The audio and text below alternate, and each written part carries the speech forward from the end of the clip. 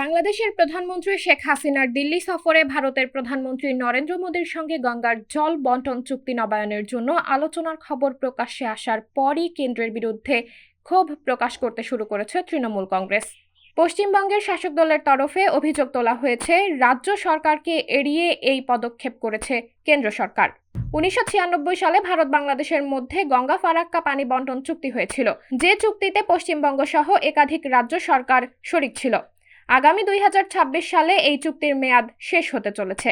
গণমাধ্যমের মুখোমুখি হয়ে তৃণমূল রাজ্যসভার নেতা দেরক ও ব্রায়ান বলেন, এই চুক্তির একটা পক্ষ রাজ্য, কিন্তু এ বিষয়ে রাজ্যের সঙ্গে কোনো রকম আলোচনা করা হয়নি, এটা মেনে নেওয়া যায় না। বিজেপির শ্রমিক ভট্টাচার্য বলেন, বিষয়টা দুই দেশের পররাষ্ট্রনীতির ওপর নির্ভরশীল। এ বিষয়ে ভারতের নীতির বিরুদ্ধে প্রকাশ্যে বিরোধিতা করা কোনো দায়িত্বশীল রাজনৈতিক দলের কাজ হতে পারে না। দিল্লিতে নরেন্দ্র মোদীর সঙ্গে শেখ হাসিনার বৈঠকে একাধিক বিষয় নিয়ে আলোচনা হয়, যার মধ্যে রয়েছে রেল ট্রানজিট এবং তিস্তা সংরক্ষণ।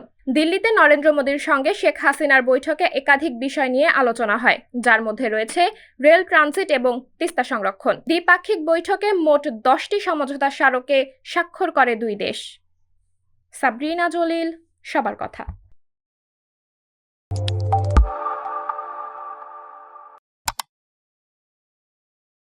ষষ্ঠ উপজেলা পরিষদ নির্বাচনের শপথ গ্রহণের পর আনুষ্ঠানিকভাবে দায়িত্বভার